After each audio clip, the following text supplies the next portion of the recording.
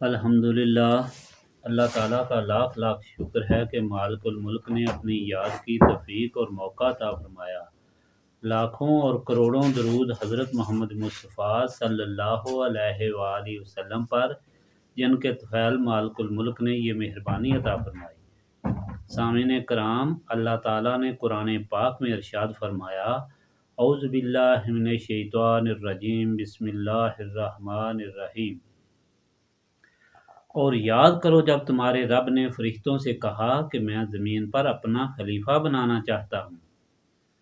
قرآن پاک ساری مخلوق کے لیے سارے وقتوں کے لیے ہدایت ہے اور تمام ادیان کا مجموعہ ہے، آدم علیہ السلام سے لے کر رسول پاک صلی اللہ علیہ وآلہ وسلم کی بعثت تک کے سارے دین اس میں موجود ہیں، اور کوئی چیز، کوئی ہدایت، کوئی نصیحت ایسی نہیں جو قرآن پاک میں موجود نہ ہو۔ نبی پاک صلی اللہ علیہ وآلہ وسلم کی جب بعثت ہوئی، آپ صلی اللہ علیہ وآلہ وسلم تشریف لائے تو مخلوق خدا کو اللہ تعالیٰ کے حکم کے مطابق ہدایت دی۔ بنی اسماعیل، جس میں نبی پاک صلی اللہ علیہ وآلہ وسلم خود تھے، اور بنی اسرائیل جس سے یہود اور نصارہ تھے، سب کو اللہ تعالیٰ سے ڈرنے کا حکم عطا فرمایا اور اپنے نذیر ہونے کو ثابت فرمایا۔ سب کو اللہ تعالیٰ کی غلامی میں رہنے سے نعمتوں کی خوشخبریاں سنائیں اور اپنے آپ کو بشیر ہونا ثابت فرمایا۔ قرآن پاک کی تعلیم کے مطابق مخلوق خدا کو ترغیب دی، ترہیب بھی دی، ان کو اللہ تعالیٰ کے راستے پر آنے کا جو سرور، کیف، اطمینان، کامیابی، سرخروئی اور سرفرازی تھی، اس کا علم سکھایا، اور اللہ تعالیٰ کے دین سے روگردانی کرنے سے جو ذلت اور رسوائی ہے، اس کا ڈر اور خوف بھی سنایا۔ اللہ تعالیٰ کی موجودگی کے متعلق دلائل بھی بیان فرمائے، اور اللہ تعالیٰ کے اس دین کے سچا ہونے کے دلائل بھی بیان فرمائے۔ ساری قوموں کو، سارے لوگوں کو، سارے طبقوں کو ان کی عقل کے مطابق قرآن پاک میں جو اللہ تعالیٰ نے دلائل عطا فرمائے، وہ ایک ایک کر کے سارے بیان فرمائے، تاکہ یہ مخلوق اللہ تعالیٰ کے دین کو سمجھ جائے اور رسوائی سے بچ کر سرخروئی اور سرفرازی حاصل کرے۔ اللہ تعالیٰ نے جب نبی پاک صلی اللہ علیہ وآلہ وسلم کو یہ ساری ہدایت عطا فرمائی، سارے دلائل بیان فرمائے، دین کی ضرورت بیان فرمائی، اور تخلیق کا سبب، ذریعہ اور اس کا مقصد بھی بیان فرمایا، یہاں آ کر اللہ تعالیٰ نے نبی پاک صلی اللہ علیہ وآلہ وسلم کو مخاطب کر کے یہ بھی فرمایا کہ یہ مخلوق پیدا کیوں ہوئی، کس طرح ہوئی اور کس وقت ہوئی۔ اس کے لیے یہ ارشاد ہوا کہ وَإِذْ قَالَ رَبُّكَ لِلْمَلَائِكَةِ إِنِّي جَاعِلٌ فِي الْأَرْضِ خلیفہ۔ عربی کا قاعدہ ہے کہ جب اذ قال آتا ہے تو گزشتہ جو بات ہوتی ہے اس کی طرف اشارہ ہوتا ہے، تو نبی پاک صلی اللہ علیہ وآلہ وسلم کو جو ارشاد پاک عطا فرمایا گیا، اس کے کئی معنی نکلتے ہیں۔ سب سے پہلے بات سمجھنے والی یہ ہے کہ حضور پاک صلی اللہ علیہ وآلہ وسلم سے پہلے اور ساری کائنات سے پہلے جتنے بھی گزشتہ واقعات گزرے ہیں، ان سب کا علم نبی پاک صلی اللہ علیہ وآلہ وسلم کو ہے۔ اس لیے نبی پاک صلی اللہ علیہ وآلہ وسلم کو مخاطب کر کے فرمایا گیا کہ آپ صلی اللہ علیہ وآلہ وسلم اس وقت کو یاد کریں کہ جب میں نے فرشتوں سے یہ کہا تھا کہ میں دنیا میں اپنا خلیفہ بنا رہا ہوں، تو ثابت یہ ہوا کہ آدم علیہ السلام سے پہلے کے جو واقعات ہیں وہ بھی حضور پاک صلی اللہ علیہ وآلہ وسلم کو معلوم تھے اور حضور پاک صلی اللہ علیہ وآلہ وسلم کے سامنے تھے۔ اس لیے حضور پاک کو اس واقعہ کی یاد دلائی گئی۔ اب اس ارشاد کو سمجھنے کے لیے یہ ضروری ہے کہ اس کے متعلق جو چند چیزیں ہیں وہ سمجھی جائیں۔ پہلی بات، وہ نبی پاک صلی اللہ علیہ وآلہ وسلم کی بہت بڑی وقت ہے۔ دوسری یہ بات کہ یہ ساری وقتیں، یہ ساری عظمتیں، یہ ساری عنایات اللہ تعالیٰ کی تھیں، جو آپ صلی اللہ علیہ وآلہ وسلم کا رب ہے، جس نے آپ صلی اللہ علیہ وآلہ وسلم کی پرورش فرمائی۔ پرورش صرف جسمانی ہی نہیں ہوتی بلکہ یہ روحانی بھی ہوتی ہے، اور اس میں سارے درجات کی وہ بلندی موجود ہے جو نبی پاک صلی اللہ علیہ وآلہ وسلم کو عطا فرمائی گئی۔ بیان فرمایا گیا کہ آپ صلی اللہ علیہ وآلہ وسلم کو جو بلندی عطا ہوئی، جو آپ صلی اللہ علیہ وآلہ وسلم کی روحانی پرورش ہوئی، جو آپ صلی اللہ علیہ وآلہ وسلم کو نبیوں کا سردار اور استاد بنایا گیا، جو نبیوں کا امام بنایا گیا، یہ سب آپ صلی اللہ علیہ وآلہ وسلم کے رب نے آپ صلی اللہ علیہ وآلہ وسلم پر عنایات فرمائی ہیں، اس رب نے جو ساری مخلوق کا رب ہے۔ تیسری بات سمجھنے والی یہ ہے کہ اللہ تعالیٰ نے اس مسئلے کی صورت میں فرشتوں سے خطاب فرمایا کہ فرشتوں کو جمع کر کے ان کو فرمایا کہ میں اپنا نائب بنا رہا ہوں، جس سے یہ سبق حاصل ہوتا ہے کہ ہر بات، ہر عمل، ہر کام میں مشورہ کرنا ضروری ہے۔ اگر مالک الملک مشورہ فرما رہا ہے تو پھر ہر آدمی کے لیے مشورہ ضروری ہے۔ چوتھی یہ بات کہ وہ ملائک کون تھے جن کو اللہ تعالیٰ نے یہ فرمایا۔ ملائک ملک کی جمع ہے، اور ملک کام کرنے والے کو کہتے ہیں۔ یہ اللہ تعالیٰ کی فوج ہے جو بے شمار ہے، جو مختلف کاموں پر متعین کیے ہوئے ہیں۔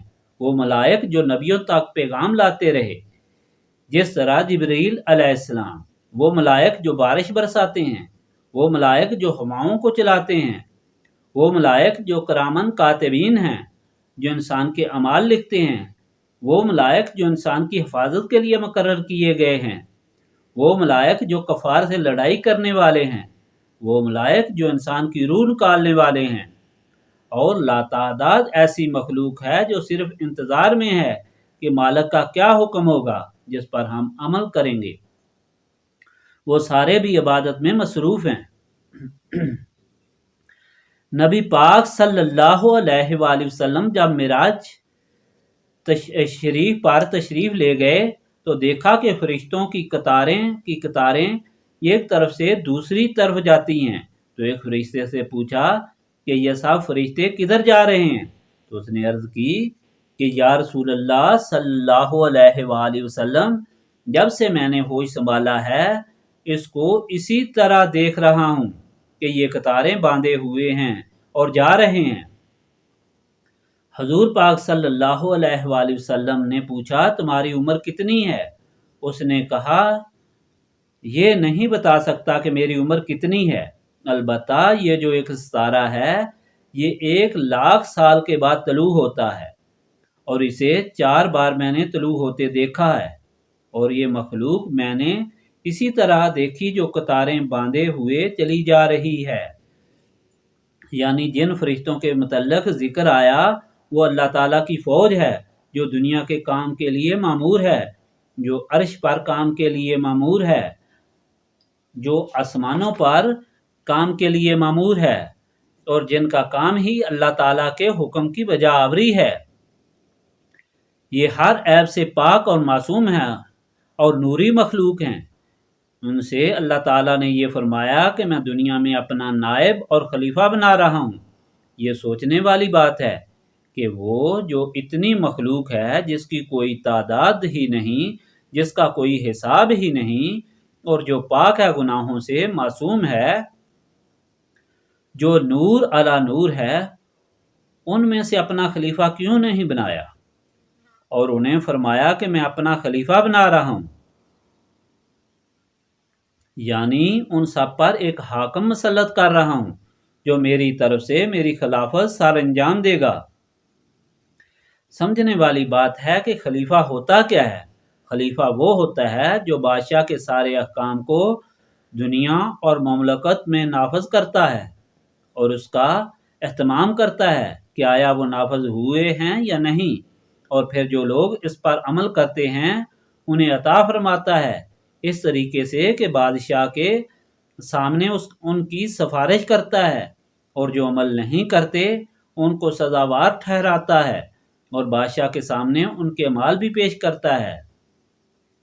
یعنی خلیفہ اس وقت تک نہیں بن سکتا جس وقت تک مالک کی طرف سے اسے مکمل اختیارات نہ ہوں۔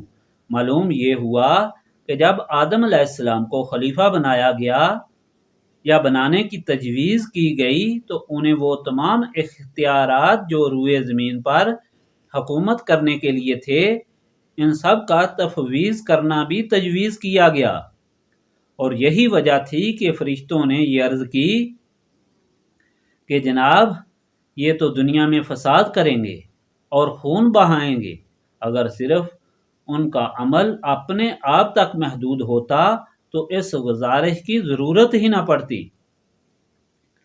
اب یہ بات بھی معلوم کرنے والی ہے کہ پھر اس خلیفہ کو جسے اللہ تعالیٰ نے اتنی عزت اور عظمت عطا فرمائی تھی کہ اس کے لیے سارا دربار کائنات سجا کر پھر حکم فرمایا کہ اب اس کو بنانا ہے، یہ ساری کائنات جو میں نے بنائی ہے، یہ ساری زمینیں جو میں نے بنائی ہیں، یہ سارے آسمان جو میں نے بنائے ہیں، یہ جس کی حکومت میں نے دینی ہے اسے میں بنا رہا ہوں، جو ان کا حاکم ہوگا اسے میں بنا رہا ہوں، تو پھر وہ خلیفہ کتنے اختیارات کا مالک ہوگا؟ اس کا اندازہ صرف وہ کر سکتا ہے جس نے اختیارات دیے، یا وہ کر سکتا ہے کہ جسے یہ اختیارات حاصل ہوئے۔ اگر وہ خلیفہ اختیارات سے محروم ہو تو وہ خلیفہ ہو ہی نہیں سکتا، نہ خلافت انجام دے سکتا ہے، اور یہ ایک عبث اور فضول کام ہے جو مالک الملک سے سرزد نہیں ہو سکتا، اور ایسا خیال کرنے والا ہی مالک کی توہین کرنے والا اور کفر کا مرتکب ہوتا ہے۔ مالک الملک نے پھر کس طرح خلیفہ بنایا جسے اتنی عزت بخشی گئی؟ جسے خلیفہ بنایا گیا اس کی تخلیق کس طرح کی گئی؟ یہ بات اس لیے سمجھنا ضروری ہے کہ اس سے پہلے جو کائنات تھی وہ ساری کی ساری اس کے لیے ہی بنائی گئی۔ اس کی تخلیق کس طرح ہوئی اور کائنات کی تخلیق کا اس یعنی خلیفہ کی تخلیق سے کیا تعلق ہے؟ نبی پاک صلی اللہ علیہ وآلہ وسلم کی حدیث پاک ہے کہ سب سے پہلے میرا نور پیدا کیا گیا اور میرے نور سے ساری کائنات بنائی گئی، یعنی نبی پاک صلی اللہ علیہ وآلہ وسلم کا نور پاک ہر چیز میں جلوہ افروز ہے، اور کائنات جس کے لیے بنائی گئی، جسے خلیفہ بنا کر کائنات پر مسلط کیا جا رہا ہے، وہ بھی نبی پاک صلی اللہ علیہ وآلہ وسلم کے نور سے تخلیق ہوا۔ اس لیے کہ جب مالک الملک نے تخلیق کا ارادہ فرمایا اور نبی پاک صلی اللہ علیہ وآلہ وسلم کا نور پیدا فرمایا کہ اس نور سے ساری مخلوق پیدا ہوئی، ساری مخلوق کی ارواح پیدا فرما دی، اور جس طرح ساری کائنات بنا کر رکھ دی اسی طرح ساری مخلوق کی ارواح بھی بنا کر خزانے میں جمع کر دی، اور جب خلافت تجویز فرمائی اس وقت جبرائیل علیہ السلام کو حکم فرمایا کہ تم جاؤ اور دنیا کی ہر جگہ سے ہر قسم کی مٹی لے آؤ۔ چانچہ جبرائیل علیہ السلام نے ساری دنیا سے مٹی لی اور ہر قسم کی مٹی لی، بنجر بھی، زرخیز بھی، سفید بھی، کالی بھی، پیلی بھی، اور ساری مٹی سے آدم کا بت بنایا جس میں آگ، پانی اور ہوا شامل کیے گئے۔ پہلے اس مٹی کا خمیر اس جگہ میں رکھا گیا جہاں اس وقت کعبہ شریف ہے، پھر 40 دن کے بعد یہ بنایا گیا۔ یہی وجہ ہے کہ 40 دن کو اہمیت دی گئی ہے۔ 40 دن کا چلہ، اور جب مر جاتا ہے تو اس کا 40ویں کی دعا، یہ سب اسی سے متعلق ہے۔ جب یہ ڈھانچہ تیار ہوا تو اس وقت عزازیل بھی دیکھ رہا تھا، سارے فرشتے بھی دیکھ رہے تھے کہ ایک عجیب چیز تیار ہو رہی ہے، جس کے متعلق مالک الملک نے فرمایا کہ میں اسے اپنا خلیفہ بنا رہا ہوں، اور ساری مٹی جمع کر کے اس سے بنایا گیا ہے۔ یہ کیا چیز تیار ہو گئی؟ اب یہ بات بھی سمجھنے والی ہے کہ عزازیل کون ہے۔ اس زمین میں آدم علیہ السلام کے آنے سے پہلے جس طرح آدم کو پیدا فرمایا گیا، اسی طرح جنات کو بھی پیدا فرمایا گیا، جو جنوں کا دادا تھا۔ جن 7,000 سال تک اس دنیا پر قائم اور آباد رہے۔ انہوں نے اللہ تعالیٰ کی نافرمانی کی، آپس میں فساد پیدا کیا۔ پھر عزازیل کو حکم ہوا کہ تم فرشتوں کی جماعت لے کر جاؤ، ان شیطانوں اور جنوں کو مار بھگاؤ اور زمین کو خالی کراؤ۔ چنانچہ عزازیل فرشتوں کی یہ فوج لے کر آیا اور جنات کو مار بھگایا۔ پہاڑوں اور سنگلاخ چٹانوں پر جا کر ان کا بسیرا ہوا۔ دنیا یعنی زمین ان سے خالی کرا دی گئی۔ پھر عزازیل یہاں حکومت کر رہا تھا۔ وہ کبھی دنیا میں اور کبھی آسمان پر جاتا تھا، دونوں جگہ پر اس کی حکومت تھی۔ وہ عزازیل فرشتوں کا استاد تھا، اسے سلطنت عطا کی گئی۔ جب اتنی بڑی سلطنت اسے عطا ہوئی تو اسے تکبر پیدا ہو گیا کہ میں تو بہت بڑی چیز ہو گیا ہوں، جو فرشتوں پر بھی حکومت کرتا ہوں اور زمین پر بھی حکومت کر رہا ہوں اور آسمان پر بھی حکومت کر رہا ہوں۔ جب اس نے دیکھا کہ اللہ تعالیٰ ایک ایسی چیز بنا رہا ہے جسے وہ اپنی خلافت عطا فرمائے گا، پھر میری حکومت ختم ہو جائے گی، تو اسے اس وقت دکھ پیدا ہوا۔ اس نے آ کر اس ڈھانچے کو دیکھا اور فرشتوں سے کہا کہ یہ کوئی خاص چیز نہیں ہے جسے اللہ تعالیٰ بنا رہا ہے، یہ تو صرف مٹی کا ایک ڈھانچہ ہے جس میں ہر طرف سوراخ ہی سوراخ ہیں۔ البتہ ایک چیز ہے کہ اس کے اندر ایک کوٹھڑی ہے جسے تالا لگا ہوا ہے، وہ بند ہے۔ جو کچھ راز ہے وہ اس میں ہے، اور وہ کوٹھڑی انسان کا دل تھا۔ جب وہ بت تیار ہوا تو روح کو حکم ہوا کہ تو اس کے اندر داخل ہو۔ روح نے کہا کہ میں اس اندھیری کوٹھڑی میں کس طرح جاؤں، میں اس میں کس طرح ٹھہروں؟ تو اس وقت اللہ تعالیٰ نے اندر جانے کی رغبت دلانے کے لیے نبی پاک صلی اللہ علیہ وآلہ وسلم کی روشنی کو اس کے اندر داخل کیا۔ یہ روشنی آدم علیہ السلام کی پیشانی میں داخل کی گئی۔ اس روشنی سے سارا جسم منور ہو گیا اور روح خوشی سے اس کے اندر داخل ہوئی۔ جب آدم علیہ السلام کی آنکھ کھلی تو انہوں نے دیکھا کہ عرش پر لکھا ہوا ہے، لا الہ الا اللہ محمد الرسول اللہ۔ آدم علیہ السلام کے جسم میں جب ساری روح آ گئی اور وہ مکمل طور پر انسان بن کر اللہ تعالیٰ کی طرف سے مبعوث ہوئے اور خلیفہ بنے، تو شیطان اور سارے ملائک کو یہ حکم ہوا کہ اب آدم علیہ السلام کے سامنے سجدہ کرو۔ وہ ساری مخلوق جو اللہ تعالیٰ کی تابع دار تھی اور نوری مخلوق تھی، ان سب نے سجدہ کیا، شیطان نے نہ کیا، کیونکہ اس میں غرور اور تکبر تھا، اور اس غرور تکبر کی وجہ سے جب اس نے انکار کیا تو اللہ تعالیٰ نے فرمایا، جاؤ تم لعنتی ہو اور قیامت تک تم مردود ہو گئے ہو، اور قیامت کے بعد تمہیں دوزخ میں داخل کیا جائے گا۔ شیطان نے عرض کی، یا اللہ، میں نے اتنی عبادت کی، مجھے صرف اس انسان کی وجہ سے مردود قرار دیا گیا، مجھے مہلت دی جائے کہ میں بھی اس انسان کا جو آپ کا خلیفہ ہے ایمان آزماؤں اور اس کی اولاد کو بھی آزماؤں۔ حکم ہوا، جاؤ تم جو چاہو کرو، تم اپنا سارا زور لگاؤ، جو میرے غلام میرے تابع دار ہوں گے ان پر تمہارا اثر نہیں ہو سکے گا۔ اس دن سے شیطان نے آدم علیہ السلام کی مخالفت شروع کر دی۔ ہر آدمی کو معلوم ہے کہ کس طرح آدم علیہ السلام کو جنت سے نکالا گیا اور دنیا میں لایا گیا، اور پھر اس دنیا میں آدم علیہ السلام کی اولاد پھیلی۔ سمجھنے والی بات یہ ہے کہ آدم علیہ السلام کو فضیلت ملنے کی وجہ کیا تھی۔ آدم علیہ السلام کو اللہ تعالیٰ نے فرمایا کہ میں نے تمہیں جو عزت بخشی ہے، جو فضیلت بخشی ہے، یہ اس وجہ سے بخشی ہے کہ میں نے تمہاری اولاد سے اپنے محبوب صلی اللہ علیہ وآلہ وسلم کو پیدا فرمانا ہے۔ آدم علیہ السلام نے عرض کی کہ اللہ تعالیٰ وہ کون ہوں گے؟ تو فرمایا وہ وہی ہوں گے جن کا نام تم نے میرے عرش پر لکھا ہوا پڑا ہے، جن کا نام محمد صلی اللہ علیہ وآلہ وسلم ہے۔ چانچہ آدم علیہ السلام نے عرض کی، یا اللہ ان کی شفاعت مجھے بھی عطا فرما۔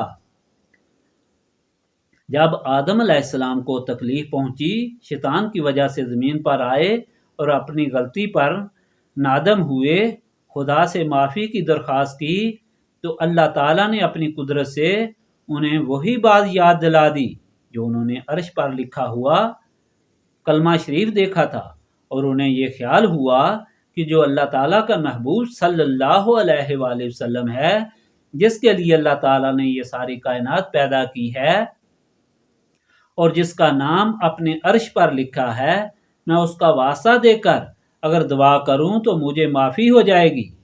چانچہ انہوں نے درخواست کی، اللہ تعالیٰ نے نبی پاک صلی اللہ علیہ وآلہ وسلم کے طفیل آدم علیہ السلام کو معاف فرمایا کہ وہ غلطی ہی نہ رہی، بلکہ غلطی کو غلطی کہنا بھی گناہ قرار دے دیا اور انہیں ہمیشہ کے لیے معصوم فرما دیا گیا۔ یہ ساری باتیں اور ان کا ایک ایک نقطہ سمجھنے والا ہے، اور جب تک انسان یہ نہ سمجھے اس وقت تک وہ انسان ہی نہیں بن سکتا۔ دیکھو، اگر انسان کو یہ فضیلت عطا کی گئی، خلافت عطا کی گئی، عزت بخشی گئی، شرف بخشا گیا، تو کیوں بخشا گیا؟ کیا انسان بہت بڑا عابد ہے؟ کیا انسان بہت بڑا پرہیزگار ہے؟ اگر اس کا مقابلہ ملائک سے کیا جائے تو اس کی عبادت، اس کی پرہیزگاری تو کوئی حقیقت ہی نہیں رکھتی۔ انسان تو گنہگار ہے اور ملائک گناہوں سے پاک ہیں، لیکن ان ملائک پر انسان کو شرف عطا کیا گیا، کس بنا پر؟ یہ سمجھنے والی بات ہے۔ سمجھنے والی اس کی اپنی زندگی ہے۔ جس طرح پہلے بیان کیا تھا کہ اس کی یہ اجمالی زندگی 3 حصوں میں منقسم ہو جاتی ہے، 3 سوالوں میں منقسم ہو جاتی ہے۔ سب سے پہلی چیز یہ ہے کہ انسان یہ سمجھے کہ میں کون ہوں اور میں کیا ہوں، کیونکہ وہ انسان ہے۔ سمجھ کی وجہ سے اسے یہ شرف حاصل ہوا۔ دوسرا، اگر اسے پتہ چل جائے کہ میں یہ ہوں، میری یہ حقیقت ہے، تو دوسرا سوال اس کے سامنے سمجھنے والا یہ ہے کہ میں کس لیے بنایا گیا ہوں، میری تخلیق کا مقصد کیا ہے۔ یہ جو اتنی کائنات میرے لیے بنائی گئی ہے اور مجھے بھی بنایا گیا ہے، یہ جو اتنا کچھ بنایا گیا، یہ کس لیے ہے؟ کیا مجھے عبث پیدا کیا گیا؟ ہرگز نہیں۔ یا کسی مقصد کے لیے پیدا کیا گیا ہے، اور وہ مقصد کیا ہے؟ اور تیسری چیز سمجھنے والی یہ ہے کہ جس مقصد کے لیے مجھے بنایا گیا ہے، وہ مقصد حاصل کس طرح ہو سکتا ہے۔ یہ 3 چیزیں ہیں، جو آدمی ان کو سمجھ لے وہ صحیح انسان بن جاتا ہے۔ جو نہیں سمجھتا وہ خلیفہ نہیں رہتا، وہ انسان نہیں ہوتا، بلکہ وہ چوپایوں کی طرح ہے، بلکہ ان سے بڑھ کر گمراہ۔ وہ جانور ہیں، بلکہ جانوروں سے بھی زیادہ بدتر ہیں، کا مصداق ہوتا ہے۔ اس لیے کہ جانور یہ نہیں سوچتے کہ ہم کیوں پیدا کیے گئے ہیں، ہم کیا کریں، اور وہ اس لیے سوچتے سمجھتے نہیں کہ انہیں سمجھنے کا شعور ہی نہیں۔ اگر شعور رکھنے والی مخلوق بھی اس طرح زندگی گزارے جس طرح کے شعور نہ رکھنے والی مخلوق زندگی گزارتی ہے، تو یہ اس سے بھی بدتر ہے۔ وہ انسان جو ان سوالوں کو سمجھ لیتا ہے، جس بات پر غور کرتا ہے، جو قرآن پاک کو خدا کا سچا کلام سمجھ کر سن لیتا ہے، اور حضور پاک صلی اللہ علیہ وآلہ وسلم کی اس ہدایت پر یہ سمجھ لیتا ہے کہ میں کس لیے پیدا کیا گیا ہوں، کائنات اس کے لیے پیدا کی گئی ہے اور مجھے حکم فرمایا گیا ہے، اور انسانوں اور جنوں کو اللہ تعالیٰ کی عبادت کے لیے پیدا کیا گیا، کہ میں نے صرف اللہ تعالیٰ کی عبادت کے لیے میں تو صرف اللہ تعالیٰ کی عبادت کے لیے پیدا کیا گیا ہوں، اور وہ عبادت میں کس طرح کروں؟ وہ عبادت صرف میں اس طرح کر سکتا ہوں کہ جس طرح حضور پاک صلی اللہ علیہ وآلہ وسلم نے فرمایا، اور حضور پاک صلی اللہ علیہ وآلہ وسلم کے حکم پر میں اسی وقت عمل کر سکتا ہوں کہ جب میں حضور پاک صلی اللہ علیہ وآلہ وسلم کی تابعداری اور غلامی اختیار کروں۔ ایسا ہی انسان کہلانے کے لائق ہے۔ انسان کی حقیقت تخلیق جس طرح میں نے بیان کیا کہ وہ دو چیزوں سے مرکب ہے، ایک روح اور ایک جسم۔ آدم علیہ السلام کا جسم مٹی سے تیار کیا گیا اور روح نور سے تیار کی گئی اور روح کو اس میں داخل کیا گیا۔ اس طرح ہر انسان جو آدم علیہ السلام سے پیدا ہوا اس میں دو چیزیں موجود ہیں، ایک روح اور ایک جسم۔ دونوں کے مخزن الگ ہیں۔ جسم کا مخزن یہ دنیا ہے، روح کا مخزن نور ہے۔ عربی کا یہ مقولہ اور حدیث شریف ہے کہ ہر چیز اپنا رجوع اپنے اصل کی طرف کرتی ہے۔ یہ قانونی فطرت ہے، جس سے کوئی چیز بنائی جائے اسی سے اس کی محبت ہوتی ہے، اسی سے اس کی خوراک ہوتی ہے اور اسی طرف اس کا رجوع ہوتا ہے، کیونکہ انسان دو چیزوں کا مرکب ہوتا ہے۔ اس لیے اس کے اندر دو خواہشات ہوتی ہیں، جسم کی جسمانی خواہشات ہیں، دنیاوی خواہشات ہیں۔ جسم دنیا سے محبت کرتا ہے، انسان کو دنیا کی طرف کھینچ کر لے جاتا ہے۔ روح انسان کو اس مخزن کی طرف کھینچ کر لے جاتی ہے جو نبی پاک صلی اللہ علیہ وآلہ وسلم کی ذات پاک ہے، جس سے یہ ساری ارواح بنائی گئیں، یعنی روح کی محبت نبی پاک صلی اللہ علیہ وآلہ وسلم سے ہے اور اس محبت سے وہ خدا کی طرف رجوع کرتی ہے۔ کوئی انسان بھی جب پیدا ہوتا ہے تو اس میں یہ دو خواہشات ہوتی ہیں اور یہی دو خواہشات اس میں ہمیشہ باہمی جنگ و جدال میں مصروف رہتی ہیں، ایک اللہ تعالیٰ والی اور ایک دنیا والی۔ اگر دنیاوی خواہش غالب ہو جائے تو انسان دنیا کی طرف متوجہ ہو جاتا ہے، اگر روحانی خواہش غالب ہو جائے تو انسان اللہ تعالیٰ کی طرف متوجہ ہو جاتا ہے۔ جب کوئی انسان اس دنیا میں پیدا ہوتا ہے تو اس تخلیق سے لوگ ناواقف ہوتے ہیں، وہ اپنی تمام خدمات اس کی جسمانیت کے لیے وقف کرتے ہیں، اس کے جسم کو خوراک دیتے ہیں، اس کے جسم کے ڈاکٹری علاج کراتے ہیں اور پرورش کرتے ہیں۔ جب سن شباب کو پہنچتا ہے تو اس کی جسمانیت مکمل طور پر غالب ہوتی ہے، کیونکہ روح کی طرف خیال ہی نہیں کیا گیا، روح کو غذا ہی نہیں دی گئی، روح کی تربیت ہی نہیں کی گئی، روح کی پرورش ہی نہیں کی گئی۔ جو بھی کوششیں ہوئیں، جو بھی پرورشیں ہوئیں، وہ سب جسم کی ہوئیں۔ اس لیے انسان کا جسم غالب ہوتا ہے اور بالکل ہی دنیا کی طرف متوجہ ہوتا ہے۔ اللہ تعالیٰ کی طرف سے اسے نسیان پیدا ہو جاتا ہے اور وہ روحانیت سے غافل ہو جاتا ہے۔ اس کے برعکس جو روح اس کے اندر موجود ہے وہ مرتی نہیں بلکہ وہ زخمی ہوتی ہے، وہ بیمار ہوتی ہے، وہ مضطرب ہوتی ہے، اور یہی وجہ ہے کہ انسان دنیا میں مضطرب اور پریشان ہوتا ہے۔ جو اپنے اس اضطراب کا علاج، اپنی اس پریشانی کا علاج دنیاوی اسباب اور ذرائع میں تلاش کرتا رہتا ہے، کبھی دولت میں، کبھی اولاد میں، کبھی جاہ و جلال میں، کبھی عزت میں۔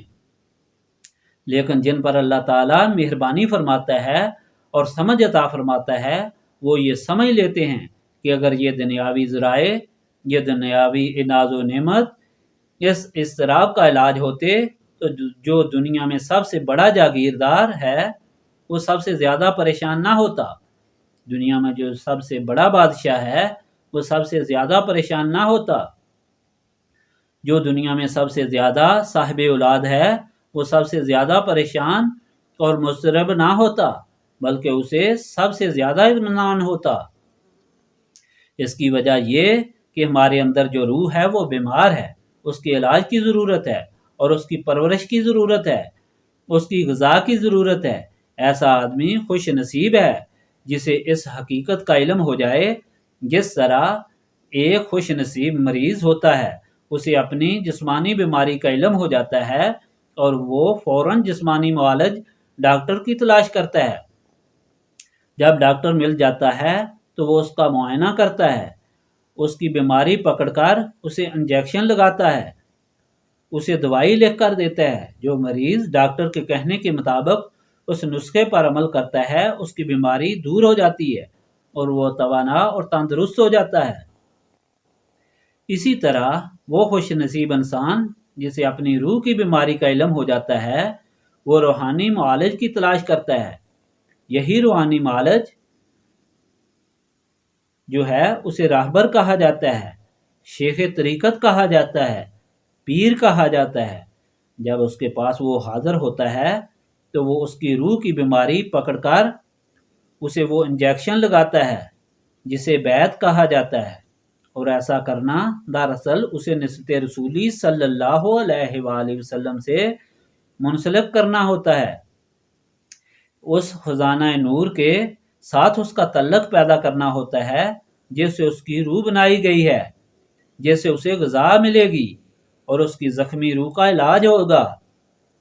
وہ زندہ اور توانا ہو جائے گا اور اس غذا سے اس کی تکلیف دور ہوتی چلی جائے گی، اور اس طرح اس کی روح کی پریشانی دور ہو جائے گی اور اس کو سکون اطمینان ہو جائے گا۔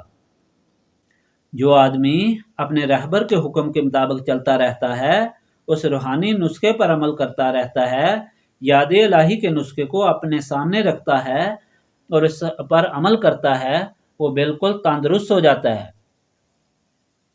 اور روحانی پروازیں کرتا چلا جاتا ہے، جس کے متعلق حدیث پاک میں آیا ہے، بخاری شریف کی صحیح حدیث ہے کہ اللہ تعالیٰ فرماتا ہے کہ جب بندہ مجھے یاد کرتا رہتا ہے تو اس کے یاد کرتے کرتے ایک ایسا وقت آ جاتا ہے کہ میں اس کی زبان بن جاتا ہوں جس سے وہ بولتا ہے، میں اس کے کان بن جاتا ہوں جس سے وہ سنتا ہے، میں اس کی آنکھیں بن جاتا ہوں جس سے وہ دیکھتا ہے، میں اس کے ہاتھ بن جاتا ہوں جس سے وہ کام کرتا ہے، میں اس کے پاؤں بن جاتا ہوں جس سے وہ چلتا ہے۔ یعنی اس شخص کی جسمانیت بالکل مفقود ہو جاتی ہے، وہ نور علی نور ہو جاتا ہے، وہ اس روحانیت میں اس طرح مستغرق ہو جاتا ہے جس طرح حضرت میاں محمد بخش رحمت اللہ علیہ نے فرمایا، قطرہ ونج پوے دریاوے اپنے آپ نو کی کہاوے، جس وچ اپنا آپ گواوے اوہی او بن جاوے۔ وہ آدمی باخدا ہو جاتا ہے اور اس کی زبان سے جو بات نکلتی ہے اللہ تعالیٰ اس کو پورا فرماتا ہے، جو اس کے خیال میں آتا ہے اس کو بھی اللہ تعالیٰ پورا فرماتا ہے۔ یہ ساری چیزیں بیان کرنے کا مقصد یہ ہے کہ دنیا میں جو انسان بھی آیا، جن میں آپ بھی شامل ہیں، دنیاوی تکالیف مصیبتوں میں صبح سے شام تک گرا رہتا ہے، اور اگر کوئی مصیبت نہ بھی ہو تو روح کی مصیبت اسے ہر وقت پریشان رکھتی ہے۔ ان تمام چیزوں کا علاج یہ ہے کہ انسان اپنا تعلق سراج و منیر سے قائم کر لے، وہ نسبت رسولی صلی اللہ علیہ وآلہ وسلم حاصل کر لے، جس سے اس کا باطن روشن ہو جائے، اس کی زخمی روح تندرست ہو جائے اور اس کی روح کو غذا ملے اور جسمانی خواہشات مغلوب ہو کر روحانی خواہشات غالب ہو جائیں، اور اس میں یہ قوت تمیز پیدا ہو جائے کہ کون سی چیز غلط ہے اور کون سی چیز صحیح۔ اس طرح وہ صراط مستقیم پر چل کر دنیا و آخرت میں سرخرو اور سرفراز ہو، دونوں جہانوں کے غموں سے نجات حاصل کر کے دونوں جہانوں کی خوشیاں حاصل کرے۔ یہ محفل اسی غرض و غایت کے لیے منعقد کی جاتی ہے کہ وہ سارے لوگ جو یہ عمل کرنا چاہتے ہیں، جو یہ مقصد حاصل کرنا چاہتے ہیں، جو اس منزل کو پانا چاہتے ہیں، وہ اس طریقہ کو اختیار کریں، وہ مل کر اللہ تعالیٰ کی یاد کریں۔ اس یاد کی برکت سے ان کے دل صاف ہوں اور پھر اس کوٹھڑی کا تالا کھل جائے جس کے متعلق عزازیل نے کہا تھا کہ باقی سب فضول ایک ڈھانچہ ہے جس میں سوراخ ہی سوراخ ہیں، صرف ایک کوٹھڑی ہے جس میں تالا لگا ہوا ہے۔ معلوم ہوتا ہے کہ اس کے اندر ہی کوئی راز ہے جس کے لیے اللہ تعالیٰ نے اسے یہ شرف بخشا ہے۔ اس تالے کو اللہ تعالیٰ کی یاد سے کھولا جائے اور پھر اس کوٹھڑی کا تعلق نبی پاک صلی اللہ علیہ وآلہ وسلم کے صدر مبارک سے قائم کیا جائے اور اس کو روشن کیا جائے تاکہ اس کی برکت سے انسان سارتا پا روشن ہو سکے اور اللہ تعالیٰ اور رسول پاک صلی اللہ علیہ وآلہ وسلم کی غلامی حاصل کر کے اس دنیا میں زندگی گزارے اور آخرت میں خدا کے سامنے سرخرو اور سرفراز ہو۔ اسی یقین، اسی محبت اور خلوص سے اللہ تعالیٰ کو یاد کریں تاکہ یہاں سے جب لوٹیں تو آپ نور علی نور ہوں، آپ کی جسمانیت مغلوب ہو اور روحانیت غالب ہو۔ آپ ہر چیز کو اس نظر سے دیکھیں جو اللہ تعالیٰ کے نور سے دیکھتی ہے تاکہ آپ کے سامنے کوئی پردہ نہ رہے۔ جس چیز کو آپ دیکھیں وہ آپ کے سامنے روشن معلوم ہو، اس کی حقیقت آپ کے سامنے موجود ہو۔ حدیث پاک ہے کہ مومن کی فراست سے ڈرو کہ مومن اللہ تعالیٰ کے نور سے ہر ایک چیز کو دیکھتا ہے۔ نور حاصل کر کے جائیں تاکہ آپ ہمیشہ کامیاب اور کامران رہیں۔ استغفر اللہ العظیم الذی لا الہ الا هو الحی القیوم واتوب الیہ۔ استغفر اللہ العظیم الذی لا الہ الا هو الحی القیوم واتوب الیہ۔ استغفر اللہ العظیم الذی لا الہ الا هو الحی القیوم واتوب الیہ۔